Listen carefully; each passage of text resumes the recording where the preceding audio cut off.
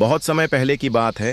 राजस्थान के रेगिस्तान में स्थित था एक समृद्ध राज्य, राजगढ़ा। वहां के राजा बी वीर सिंह निडर और न्यायप्रिय थे। राजमहल अपने सोने जड़े महलों, सुंदर बागों और विशाल शस्त्रागार के लिए प्रसिद्ध था। परंतु एक रहस्य था जिसे सिर्फ महल के कुछ विश्वस्त ही जानते थे। नागगर्भ कक्ष, महल के नीचे बना एक प्राचीन तहखाना जहां राजा के पूर्वजों ने अमूल्य खजाना छिपा रखा था।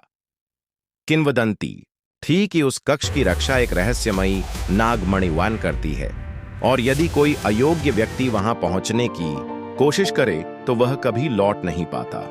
एक दिन महल में एक नया सेवक आया।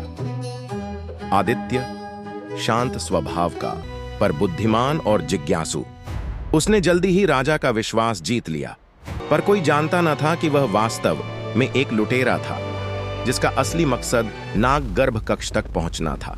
रात होते ही आदित्य ने महल के पुराने नक्शे को खोज निकाला जिसे वर्षों से किसी ने नहीं छुआ था। कुछ ही दिनों में वह उस तहखाने का दरवाजा ढूंढ निकाला।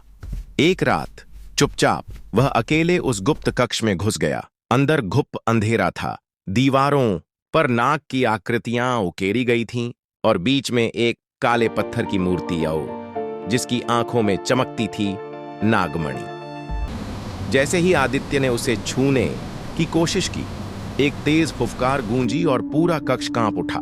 अचानक पीछे से आवाज आई, तू अयोग्य है, इस खजाने का हकदार नहीं। आदित्य ने पलट कर देखा। वहां खड़े थे राजा वीर सिंह और उनके साथ एक तांत्रिक जो वर्षों से नागगर्भ की रक्षा कर रहा था। राजा ने गंभीर स्वर में कहा, यह खजाना हमारे वंश की आत्मा है और तू विश्वासघाती। तांत्रिक ने मंत्र पढ़ा और देखते ही देखते आदित्य की आंखें बंद हो गईं।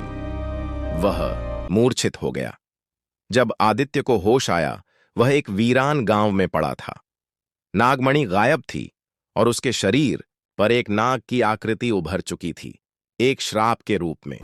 राजमहल में फिर से शांति लौट आई, पर अब भी रात को कोई राजमहल के नीचे से कभी कभी एक धीमी फुफकार सुनने का दावा करता है। क्या नागगर्भ अब भी सुरक्षित है या कोई और उसकी ओर बढ़ रहा है? कहानी यहीं खत्म नहीं हुई, यह तो बस शुरुआत थी।